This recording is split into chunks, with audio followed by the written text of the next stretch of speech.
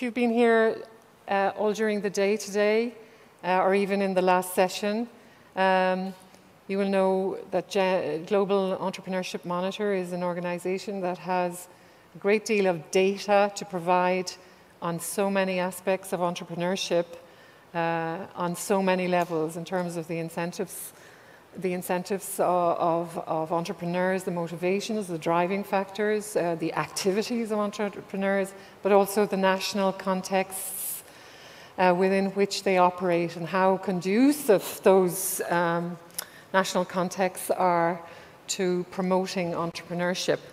So I'm absolutely delighted to welcome again, just like the Women's Entrepreneurship event, which was just before, a really knowledge-rich, experience-rich set of panelists. And let me just introduce them very briefly, one by one.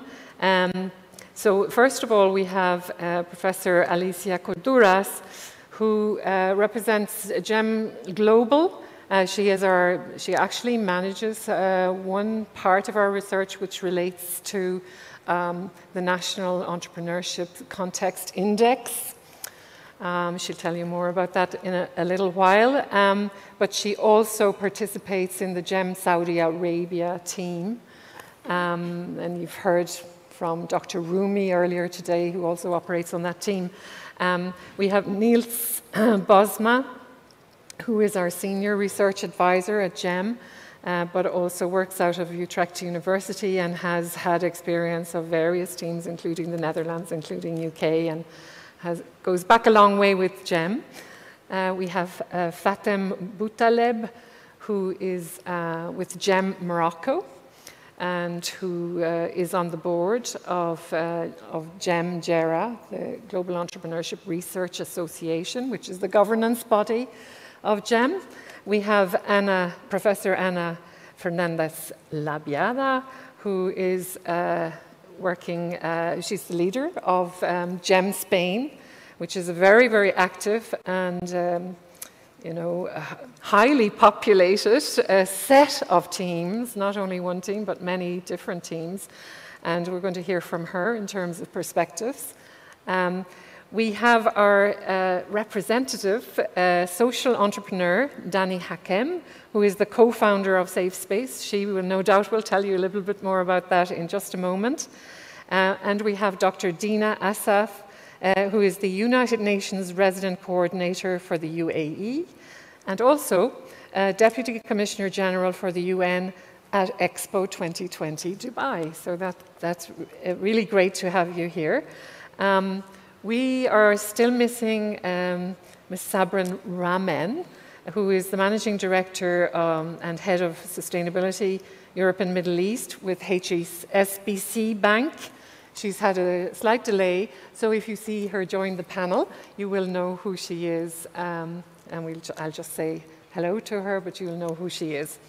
So what we would like to do is give the voice again to the entrepreneur, first and foremost. And I would like to invite Dani Hakem to come to actually make an address to you, a keynote address on behalf of her organization, Safe Space, and herself as an entrepreneur. Yes, thank you. Do you want me to? Yes, would you come up here perhaps? It may be better for you. We might be more comfortable if that's okay. Not expecting the extra steps. Thank you. So, hi everybody, my name is Dani Hakem and I've lived in the UAE for the past 15 years. My background's actually in advertising, and it was there in 2017 that I had quite a spectacular burnout. I had 2 children under the age of 18 months. I was working as a director 12 to 14 hours a day, and it just didn't correlate with what was going on in my life at that point. But I was also working with the healthcare industry. I was working with big hospitals, clinics, government organizations, health tech, and it really just confused me that we were working and enabling this massive multi-trillion-dollar industry, but still not getting or feeling any healthier. And the way that we work felt that it was very much contributory to that. So Safe Space actually set up as a community meetup. We used to hang out at really cool venues here in Dubai, so tea shops, coffee houses, very unexpected places that you would be hearing about the topic of mental health. And really it was about bringing accessibility to mental health expertise, and expertise in all its shapes and forms. So from meeting psychiatrists, what are they, what do they do, what do they look like, what do they sound like, what information can you get from them? Looking at psychologists, counselors, therapists, and coaches. And really it was giving people that opportunity to learn, become more self-aware, and develop an understanding of what mental health meant to them and where they were up to with their own mental well-being journey. So for us, it was really about providing this accessibility in a community setting. There was never really an agenda for us to be a business at that point. So actually, I'm kind of an accidental entrepreneur, if I wanted to sort of admit that and be quite vulnerable with you. People from businesses were coming to us saying, hey, the stuff that you do is really uplifting and different, and you know, we want to do some things like this within our business. And then the lockdown hit. And we literally had companies from all over the world reaching out to us with zero marketing spend, I might add, because they wanted something to provide a little bit of support for their employees, which we graciously took on that challenge. So now we work with companies across the world, but mainly based here in the region. We are all about helping to really reduce some of the overwhelm for HR leaders, lighten their load. A lot of times, the people within organizations, they're wearing different hats. They're very, they're all over the place with the tasks that they have to support the business with. And really, when it comes to well-being, it falls down the priority list. So we take that off their hands. We have offline and online solutions. And really for us, when it came to looking at how we were going to function as a business, the SDGs were really key for us to have a goal to work towards. We're proud to be part of the C3 IDEA Accelerator program at the moment, and really understanding the impact that we can have as now a fully formed business has been really important to us. And I was saying this earlier on, you don't get in a car and not know where you're going. You have to have a direction. So that's why it's been so important for us to have this focus. Thank you. Thanks very much. Great. Thank you. Thank you, Dani. Really we're at GEM, we're at I suppose, sort of the start of a journey, because we have decided to focus on the special topic of impact of entrepreneurship on the SDGs on a more regular basis, meaning every year from here on in. Right now there is a report being prepared by Professor Emeritus Laviada Singer, who is the leader of the GEM Croatia team. She has been working on, the question really, what has GEM got to say about well-being and the Sustainable Development Goals, based on the data that exists between 2016 and 2020. So that report is going to be available soon. But I've invited here today Professor Alicia Coduras and Niels Bosma to actually look at the results from our 2021 research, because we added some questions. So this is our first, when I say we're on the start of a journey, this is our first attempts, if you like, to have rather more specific questions pertaining to the SDGs in our questionnaires. And so I'd like to invite Professor Alicia Coduras to already start giving us an overview of what we have been learning from those questions. Would you like to start off? Thank you very much. Thank you. We are going to present together. And you're doing it together? Yeah. I'm sorry. I thought it was, yeah. Okay, yeah. so and Professor Niels Bosma together. Yeah, it's kind of a new format to do a presentation. Excellent. So, Yeah, thank you very much, Aileen, for the introduction, for the nice example also. Good to kick off this discussion. So indeed, we are talking, it's basically a further kickoff of the session. So we're really interested also in your input from the panel, from the audience as well. We will show some of the results indeed based on the 21 questions. Partly these are also coming back in the global reports. But yeah, we are also indeed curious about what we can add as GEM, really. What can we contribute so that we can actually help moving the needle forward? Yes, it works.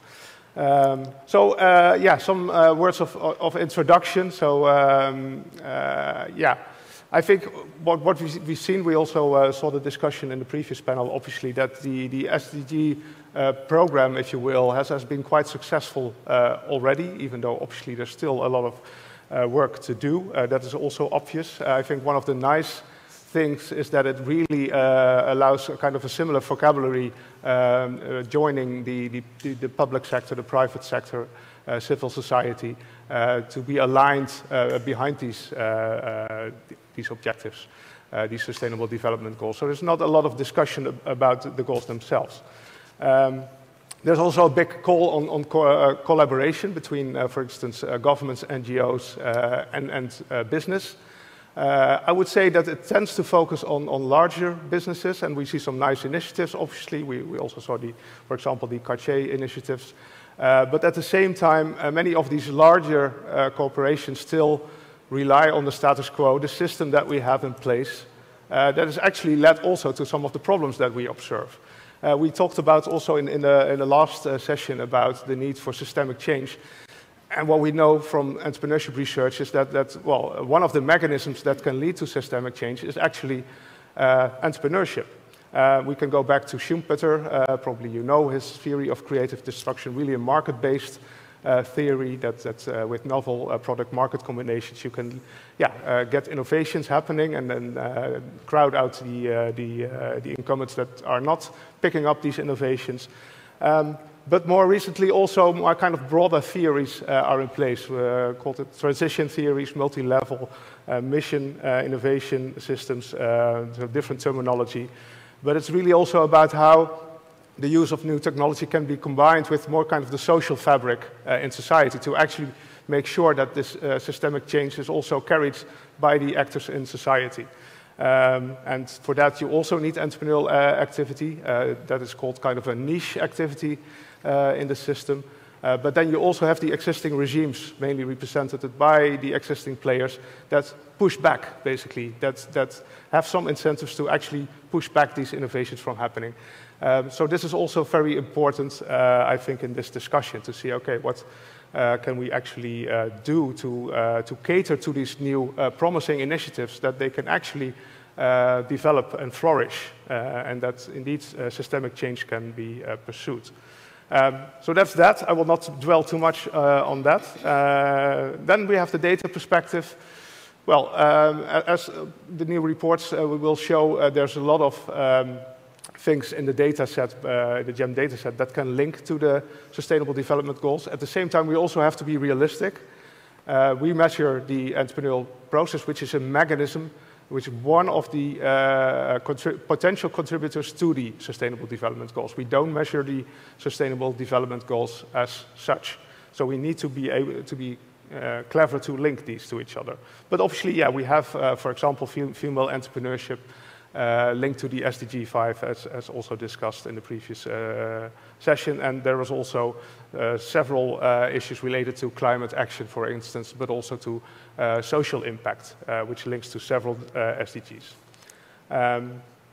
Also, well, we have seen that the tendency that more sustainable entrepreneurship can come out of the pandemic. There's also calls by the government, new funds available, that actually want to stimulate sustainable entrepreneurship. But indeed, again, will this bear fruit? All right, so that's kind of an introduction of why this is important and maybe also why GEM could add something to the table. We introduced some new questions also in the expert questionnaire, and the expert on the expert questionnaire is obviously Alicia, so I would like you to Thank you, Niels. Good afternoon to everyone. As most of you know, the GEM project is sustained by two types of statistical tools. One is the questionnaire that GEM passes to 1864 years populations at every participating country. And the other is the NES, the National Expert Survey Questionnaire. I am its coordinator. This year, when we started, before starting the cycle, the 2021 cycle, the research group formed by representatives from several countries, and I discussed what items could we add to represent some a tentative exploration of, to capture some relationships, relevant relationships between SDGs and the expert's perception. Of course, there are 17 SDGs, as you have seen at the first slide, and we try to select some relevance. Of course, GEM indicators using both APS and NES variables show variables that are able to be related with each one of the 17 SDGs, okay? As you know, SDGs, by the side of the United Nations, cannot be exactly measured the same that the problem that we have. But there are proxy variables that can represent each one of the concepts. Poverty, for example, gross national income, gender equality, etc. Okay, so we use proxy variables.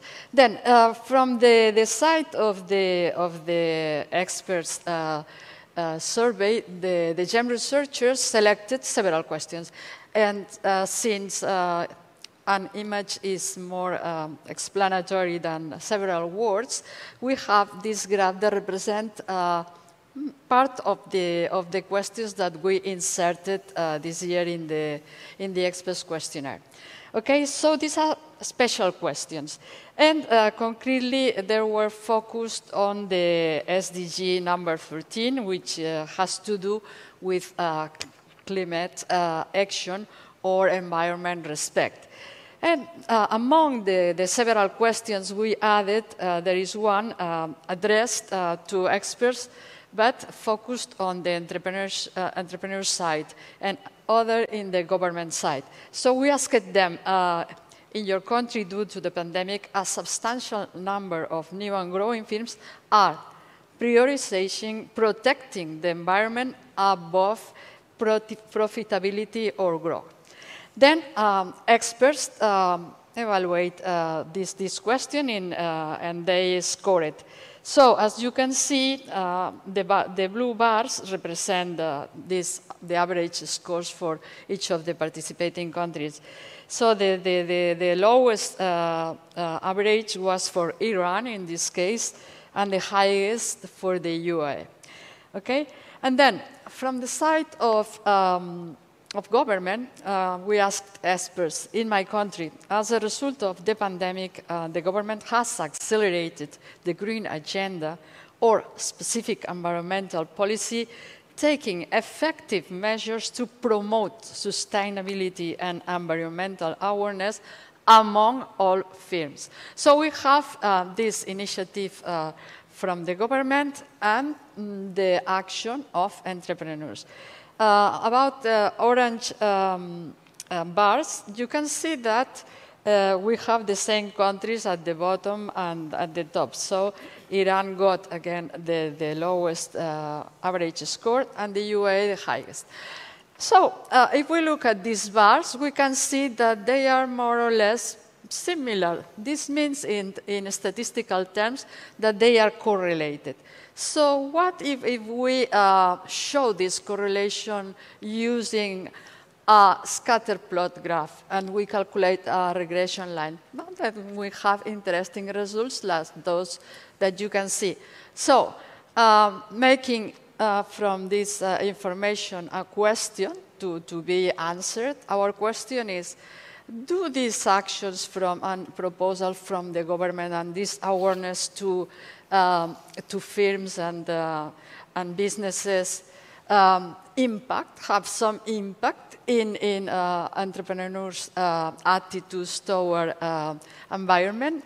Do they take more actions in countries where this awareness is higher than lower, etc.? This graph summarizes very well what is happening.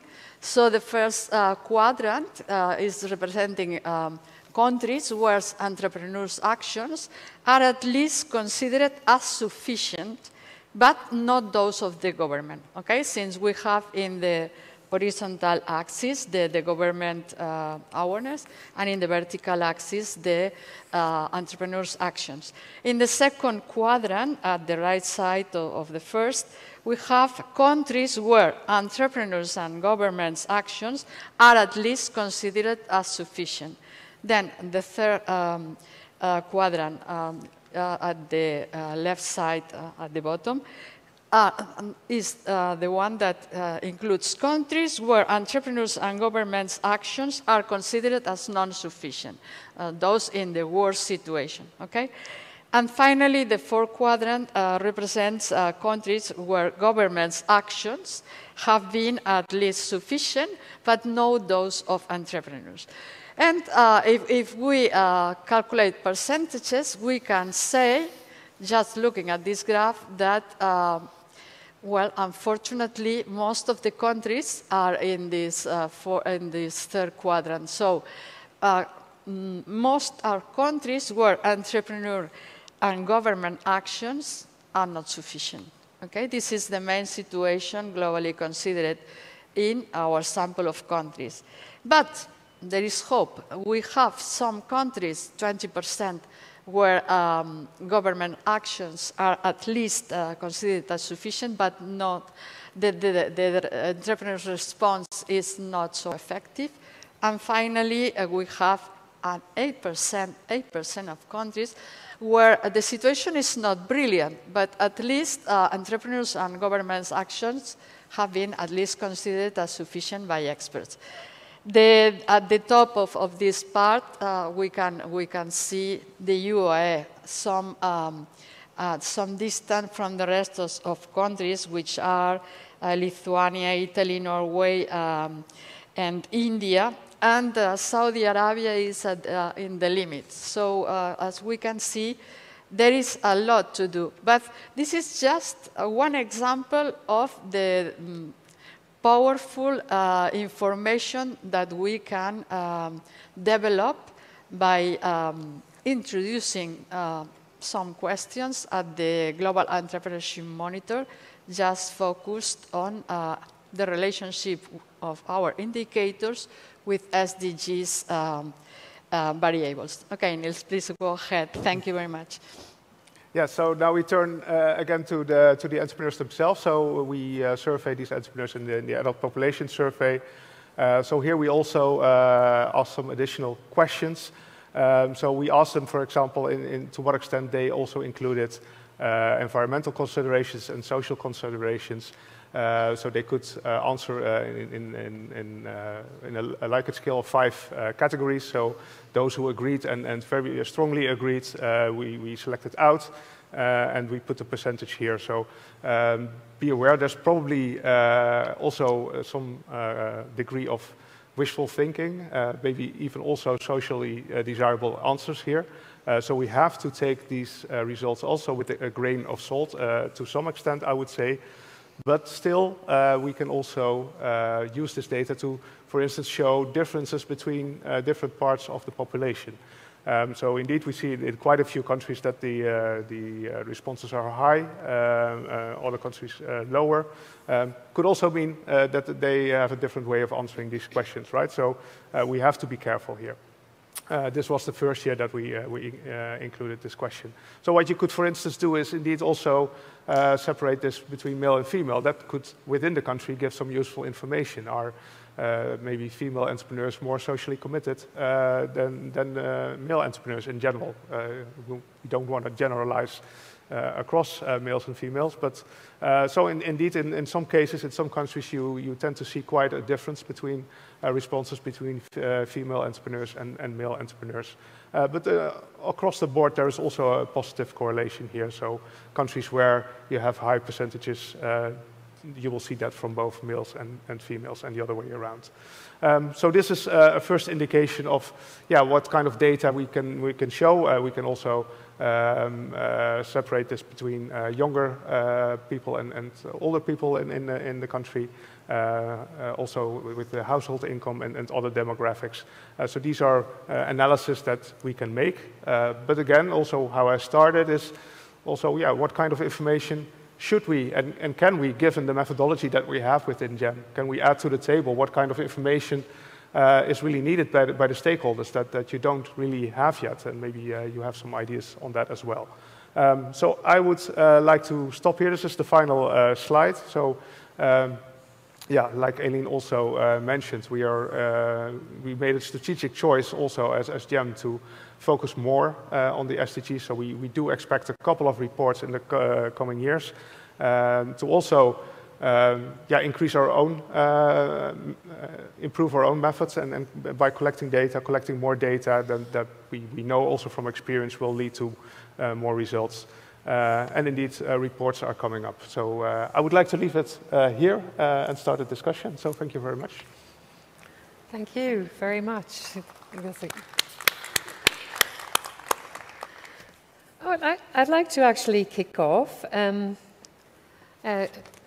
Sabrin, Rahman, great that you could join us, and it's really interesting to hear from a bona fide business leader to maybe give us an idea of why should business be concerned about the SDGs nowadays, in your view? Yes. Hi everyone. Can you hear me? Yeah. Sorry for being late and creeping in. I hope I didn't disrupt anyone's presentation, but thank you very much for having me. That was fascinating. Thank you very much for the keynote. And I think it really helped set the scene. And I'm here today to really bring some of the views of the private sector, and especially the financial services sector. I work for HSBC here in the Middle East. Why should businesses care about the SDGs, and why should the private sector, more importantly, care? Because it really is about partnership. And I think that's one of the key components of the SDGs that we've seen, that there is a huge focus on partnership. No entity can do it alone. No sector can do it alone. A lot of the solutions that we're seeing that are coming out are a result of great collaboration. For us, the SDGs provide a framework. It's a framework of how we should operate, how we should take elements of citizenship and embed that into our strategy. It's a common language between corporates, between sectors, in a way that we haven't had before. I think the Millennium Development Goals were a great start, but I feel that the private sector perhaps weren't as strong of a sort of component in helping deliver it. So I think for businesses, I don't think it's a choice. You have to care. It's a part of your obligation to society. But I think the difference now is the acceleration that we've seen, especially after COP26. And the acceleration we've seen in the Middle East. I think some of the data that you have from the UAE and Saudi Arabia, if you took it back to maybe 10 years ago, it would have been vastly different. I've worked in this region for 15 years. And the explosion I've seen in social entrepreneurship and just entrepreneurship in general over the last 5 to 8 years, and despite COVID, has been phenomenal. I don't know if I've answered your question directly, but... Absolutely. I'd actually, just to build on what you've just said, do you think the young, or whatever age, startup entrepreneur feels pressured nowadays to incorporate the SDGs, or how is that dynamic as far as you're concerned? What are you observing out there? And So I think it's become a lot more commonplace. So you don't have to educate the end consumer as to what it is. So I think the reality is, if you look at your end user of your products or your services, the next generation of these consumers, they're very aware, they're very conscious of the decisions they're making, and at the end of the day, people vote with their dollars, and you earn brand loyalty by making it a meaningful interaction and exchange of goods and services. So I think what I've seen is, number one, the education system across the Middle East. I can speak for the Middle East. Yes. Has really, public and private education has started to explore more elements of social, of what the social contract is.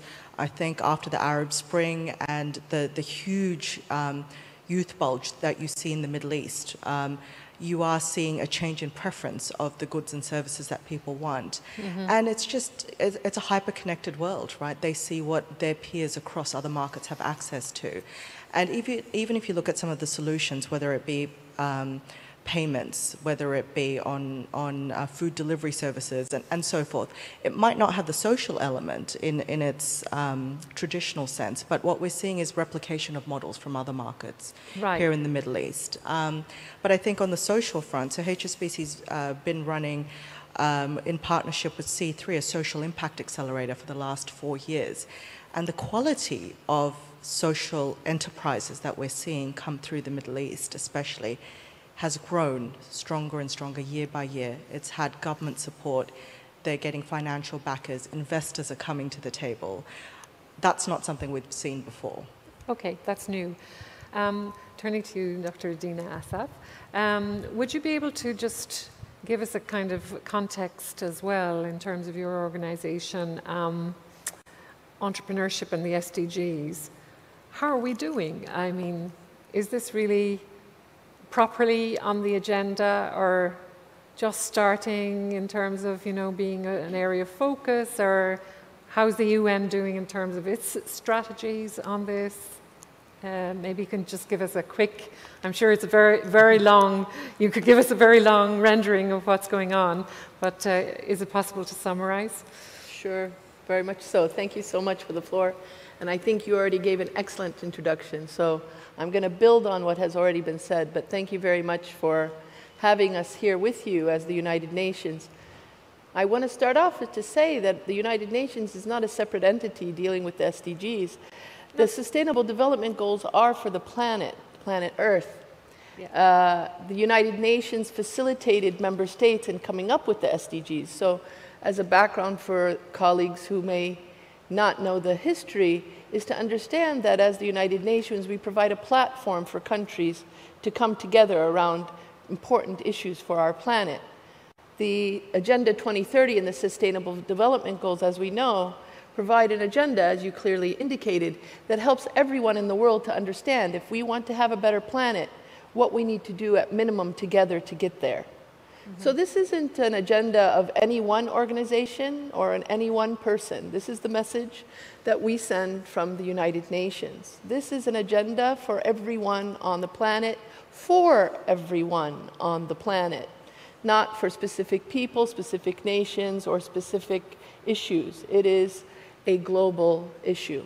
But more important, we note, it is called Agenda 2030, meaning the goals are set towards the year 2030. We only have 9 years left to those targets. So we're not at the beginning, we're at the tail end of this approach. Now, COVID, of course, as we all know, put a spin for all of us, made our lives interesting, gave us also opportunities for entrepreneurship that we haven't seen. But it also sent a message to the planet. We are interconnected. There is no such thing as a border. And it's not just COVID that impacts everyone in the planet, but every one of these SDGs is cross-cutting and has the same impact across the planet. I think it was a message. And I think people have learned. And what I've seen from your reports and the work that is being done by entrepreneurs are realizing that if they don't step up to be part of the solution, they will have to suffer the consequences. Now, what's beautiful also of the spirit of entrepreneurship is that within the SDGs, we see as the United Nations that if we continue on the status quo, we're not going to make a difference.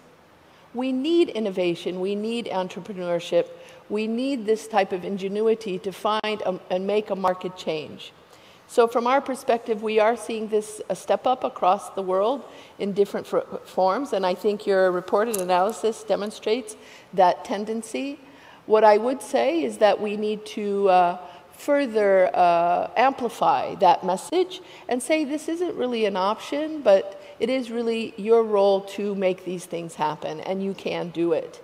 Yes. It is not for someone else or the other or the government or the UN to solve. It is our combined effort. One other thing, just to end here, I just want to say, and to give room for the other discussions, is the important role that we see for different parts of society, including youth.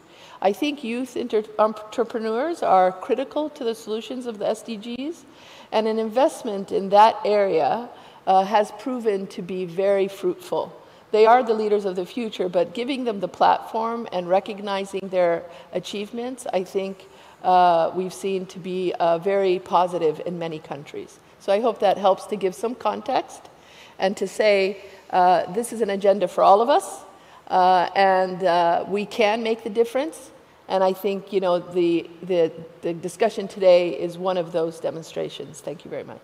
Well, thank you very much. I'll build on that to ask where, obviously, and both of you have said that these are partnerships, collaborations. It's just not one entity, obviously not. But where are the most dynamic, and where entrepreneurship is concerned, where are the most dynamic and interesting things happening, do you think? Well, yeah. I mean, I think that's a very interesting question, but not an easy one, because we have a very big planet with many people working in many different areas. So if you were to pick any industry, you will find leadership and entrepreneurship within that industry. I'll just use one example, for example, in relation to, again, our pandemic.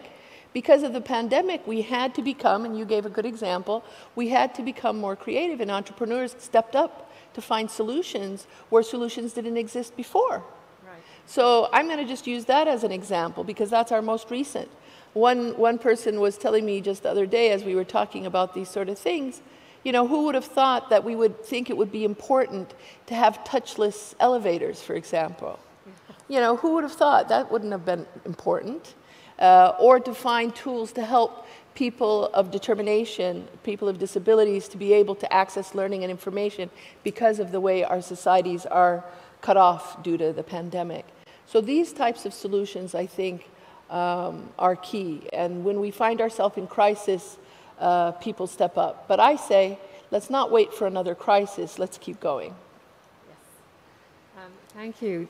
Dani, I have a question for you, because we had a discussion the other day amongst researchers.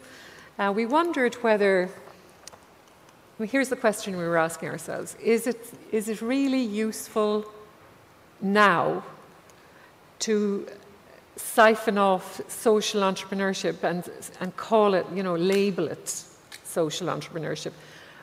Are you not just an entrepreneur who's seeing an opportunity and fashioning a business, and what advantage is there? You know, I'm asking this question because sustainability, you know, many in the field of sustainability see that strategically firms like HSBC have taken this into the mainstream now. And so the terms CSR, the terms sustainability, etc., perhaps aren't, you know, perceived in the same way as they were, say, 10 years ago. You know, because these are things that companies have to take on board. So here's my question. Do you find it useful to be called a social entrepreneur as opposed to just an entrepreneur with purpose, you know, that just has an impact on society and voila, you know? I think labels can be both helpful and harmful at the same time. And I think that goes across the board, especially in mental health. And really what it's been helpful for us to have that label is it's given us our tribe. It's helped us to understand how we kind of fit in.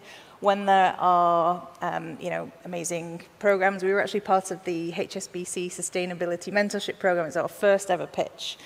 And we were way out of our depth. But to know we were kind of going to somewhere that was like going to accept us and be friendly and we're all speaking the same language just made us feel so much more at ease. So I think in those scenarios, having those labels, you meet like-minded tribes. So coming to the point now where we're scaling and we're looking for investment, you know, we want to be meeting like-minded investors. We don't want to be we want to be a big fish in a small pond versus the opposite way around. So I think in that sense, it can be helpful.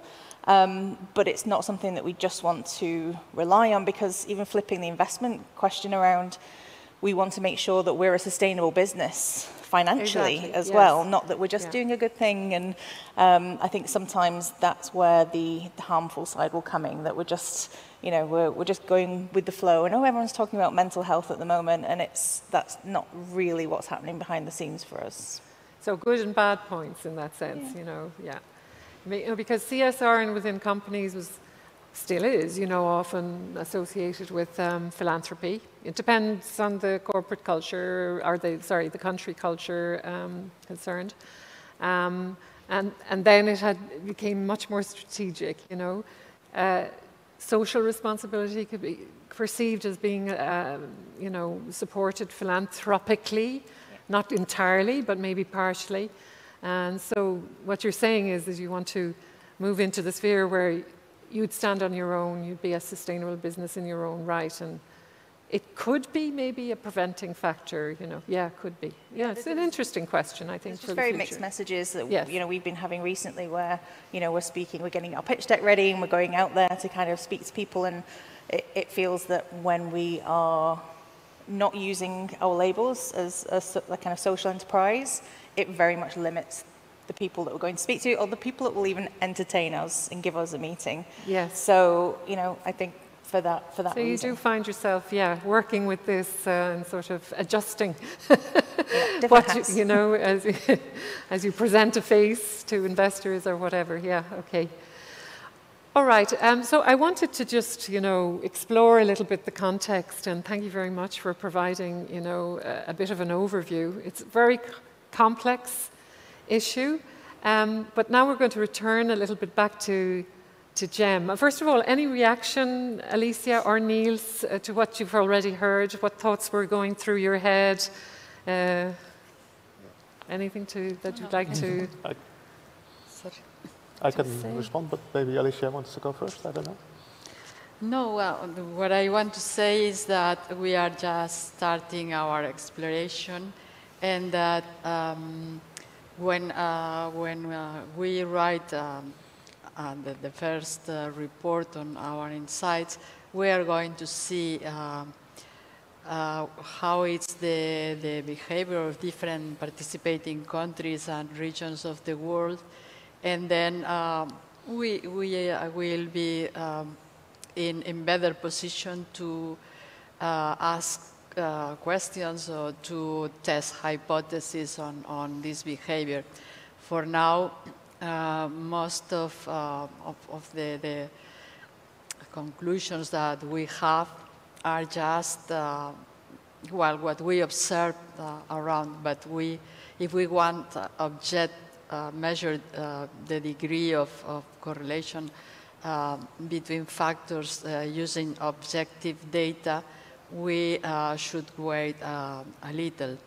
And the United Nations, by its side, has, like us, proxy variables, but there are several concepts which are some abstract and not easy to measure using objective data, and they should think how to collect this information so they have better representations, especially in less developed countries where measuring some factors that are very determinant of what is happening there is not easy. It's not easy. This is my comment. Like to add to that, Niels, or? Yeah, well, I would like to get back to, I think especially the youth and the schooling that you mentioned. Yeah, we also had a discussion actually this morning that this is really key, not only to educate early, because I'm really talking about primary, secondary school here, about what entrepreneurship entails. It's indeed about problem solving, but in particular problems that you see around you in society. And I think we can do a lot more in educational programs, even in business schools, I would add, because still there's not enough attention there for really pursuing your skills, really to create value next to capturing value, because that's really what makes the distinction, in my view, between social entrepreneurs and businesses with a purpose. Social entrepreneurs are actually keen on prioritizing the value creation over the value capture. And we also saw some discussions, and I see that also with policymakers in the Netherlands, interested in creating unicorns, which is by definition only value capture.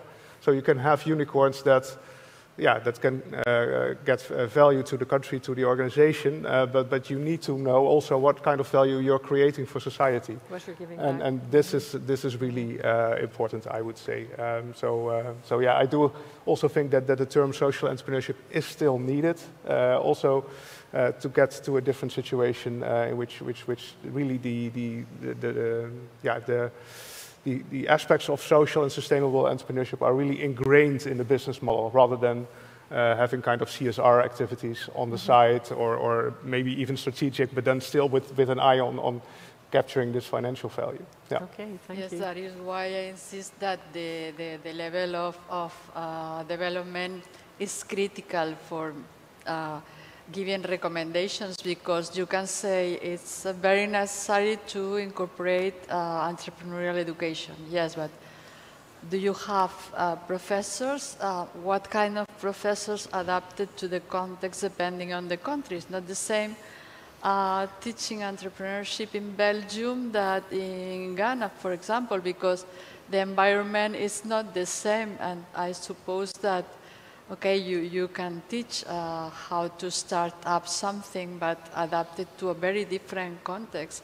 And is there enough teachers well prepared to teach in different type of contexts? Because entrepreneurial education cannot be just the same contents, and because it depends on many factors. Even what kind of means do you have to teach? Do you have digital means? Do you have not? Do you have regular classes, just 2 days per week? Yes, there are so many variables that it's not easy to measure all this and to give standard recommendations that are valid everywhere. Okay. Thank you. Okay, so Fatem, maybe you could give a perspective from the point of view of GEM Morocco. As you know, for anyone who wasn't there earlier, we have national teams, and represented here we have GEM Morocco and GEM Spain, GEM Saudi Arabia, and Niels has worked with several GEM groups. So from a Moroccan point of view, how are you looking at the area of sustainable development? Well, in Morocco we deal with this challenge of SDG lots of years ago, and recently we adopt a new developed model which aims to be inclusive, sustainable. So it's based on fostering education at primary school and so on, to how to enhance growth and innovation, and it assesses entrepreneurship as a main pillar of this new model. But well, I just joined the reflection of Niels and Alicia about. I think the main issue today is how to identify the points of connection in this nexus, entrepreneurship, sustainability, and how it can be embedded locally. I mean, from rhetoric policies, for example, the discourse of policymakers and the media tend to, to influence the mean of entrepreneurship, how we can understand the entrepreneurship as a societal phenomenon, but also how to approach sustainability. It's really different from country to country, and I think we can rapidly achieve the SDG if we invest more in contextualizing this issue. Yeah. Do you find though that policymakers, are they demanding, you know, this information? Are they wanting it? Are they concerned about having it? Data points, I mean, you know. They are concerned because no doubt that entrepreneurship is legitimate as a means of sustainable development. But the problem is, how to find policymakers are also there is a political, some political issues, about that. But I think there is a demand of more contextualized studies and more comprehension about some data, notably the perceived barriers. Comparing, for example, regular entrepreneur and sustainable entrepreneur. What we say, for example, in Morocco is that a sustainable entrepreneur is perceiving more barriers financially, and perhaps it's just a perception, but we need to measure that. We need to think about more specific variables to have a more analytic or contextualized overview about this, so as to adopt the good actions to foster the sustainability. Okay. Anna, would you have a different perspective, or slightly different, or very different? How would you see it? No. I mean, what's your feedback from policymakers? You're operating on a national level, on a regional level. You have many regional groups working in GEM Spain. Is there a momentum? Is there an expectation? Is there action? How are things going in Spain as regards entrepreneurship and the SDGs? Well, I think the SDGs are a great tool to have a better strategy. So it's true that they give us like a common language. It helps us to have more clear our objectives.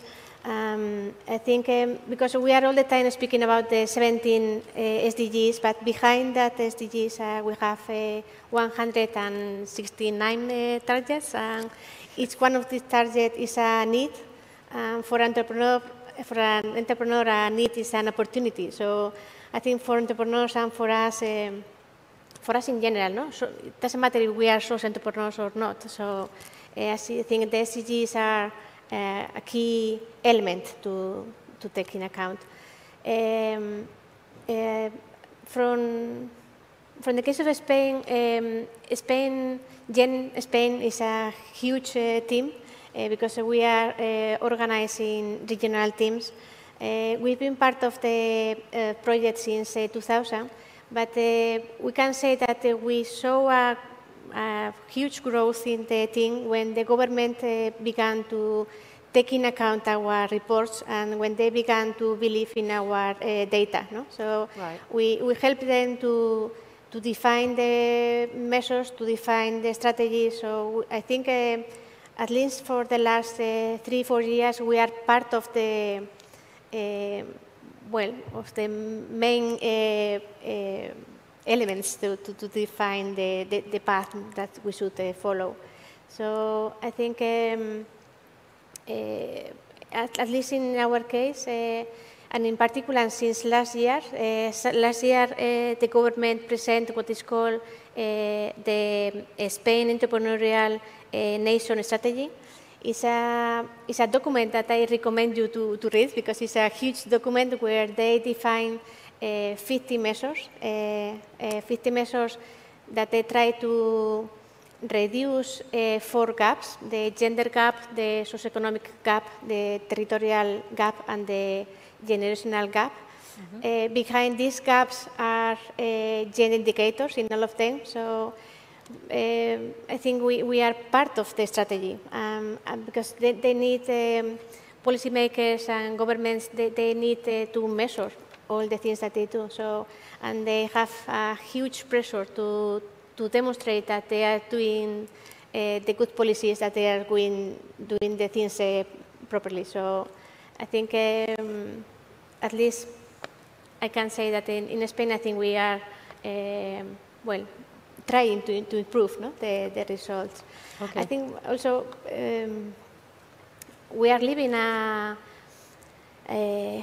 big moment in the historic life.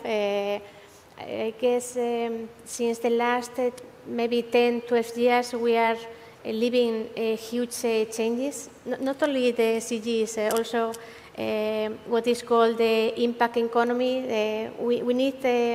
We want a different world, so we want a better world. We want and there are like different movements, global movements, like all of people who is trying to take the people, profit, and planet ideas, and also people who is focused on how to measure all the impact. And I think all these movements are working in the same way. So, the same direction. So I'm going to ask, here we have an opportunity, because GEM is open to hearing points of view on what kind of data needs to be there in order to be able to monitor. We're called Global Entrepreneurship Monitor. In order to monitor progress of entrepreneurs as regards the Sustainable Development Goals, and how entrepreneurs are moving with these goals. So we've heard from Alicia and Niels some of the things that we are able to report on today. But what is missing? And so I'd ask anyone here, I mean, it's not a question for anyone in particular. I certainly don't want to put you on the spot, but it's also for the audience. You know, what kind of data would be required? It's an open question, because we need to, you know, take these ideas into account, and if there are any out there, we'd really be interested in hearing from you. So any feedback here from the audience on that? What kind of data is missing? What are the data gaps? Well, as I told you, okay. As I told you, we have been studying all this, and in fact, we wrote a paper and identified that the United Nations has also this problem of data to represent some concepts linked with some of the SDGs. Yes. So, okay, you have to use a lot of secondary sources yeah, to look for example, Human Development Index is a proxy of good health, well-being, but there are also some indexes on well-being, and you need to read a lot to look for lots of sources. But even then, the pandemic retarded some indexes like Global Competitiveness Index. Sometimes instead of one index which is composed you need some components or pillars of this index that, and so at least for the NES in GEM, the GRIP group, the researchers group that selected the specific questions for the 2021 questionnaire was very clear that we should design explanatory variables for all the concepts that can represent SDGs. And that this is not easy because our questionnaire is very long already, and we need to find short blocks of questions that are very effective as explanatory variables for SDGs. And I suppose that in the APS you have more or less the same problem. So we need not much variables, but very effective to represent concepts. Do you understand? Yes, yeah. Because our questionnaires are long and yes. So I have Dr. Assaf and also Sabrin, Rahman. Go ahead. I thought to contribute as part of the conversation. I'm not fully familiar, of course, with your full data set and all of that, so this may already be done. So excuse if that's the case. No, that's okay. But I think what could be helpful if it's not being done is to not look at it as a mathematical equation. You know, the SDGs have over 167 indicators to measure.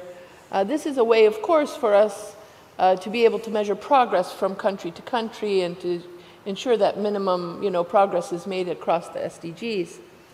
But from an entrepreneurship point of view, which to me at least also embodies creativity and innovation and a spirit for change, I would think that it would be interesting and useful to determine which entrepreneurs are also demonstrating leadership skills to bring change to their community and societies within the sectors they're in, and not only looking to be entrepreneurs for profit, where they're actually, where are they building and instituting mentoring, leadership skills, ways of bringing collaboration, integration into their community to embed the work that they do to make impact. Because then it goes beyond just their business or whatever it is that they're, so I'm trying to think cross-cutting. And that could be an interesting indicator, sort of as you were saying, like a proxy indicator of showing real impact to make a difference on the Sustainable Development Goals, which we say is an integrated agenda, which means that they're not separate. It's all interconnected. It's all interlinked. So really, when you're talking about it, you're really looking for leaders. So if you were to ask me who would be the best entrepreneurs, I would say I'd be looking for certain skill sets in leadership and in behavior that then would set for a ripple effect in the communities and societies they do through the work that they do. And to me, that would be interesting to monitor, and I think would have more impact than measure. Really get accepted by everyone. So hopefully there will be indeed a system in place, maybe also with the new technology that we have in place, also making it easier for starting social entrepreneurs, because they have to do so many things at the same time indeed, and then also covering the social impact measurement is really quite a big task as well, as you will probably also recognize. So yeah, this is something that is in development. There are now, I think, about 200 methods to measure impact, but it needs to come to a format that is accepted by everyone. I guess the real challenges that you're seeing policymakers now mandate reporting, right, in places like the EU. And that's a huge burden on SMEs and entrepreneurs of that size, right? So when it comes to align to social standards or green principles, I think there's a huge opportunity to help sort of streamline that so it can be scaled and useful information. It's not just reporting for the sake of reporting. Yeah. Yeah, also the public procurement is developing, I think, in quite a good way. Maybe not everywhere in the world, but at least in Europe, they are really thinking about how can we also do the social contracting in a way that it actually caters better to social sustainable entrepreneurs. So to have the criteria in place that are clear, but are also doable for these new entrepreneurs. Yeah, which could be a very important stepping stone to get more skill. Fatem, you wanted to jump in? Just to tell that, well, to have a faithful landscape, I think that in lead eco-entrepreneur or sustainable entrepreneur is not always aware about the change he is making. I mean, because here we are describing an opportunity-driven entrepreneur who has an opportunity, he is intending to change something and so on. But I believe that even necessity-driven entrepreneur can be also a lead eco-entrepreneur, can be also sustainable entrepreneur. So, well, just to mention that, for example, in the case of Morocco, we have many entrepreneurs who are working in the crafts or in even well in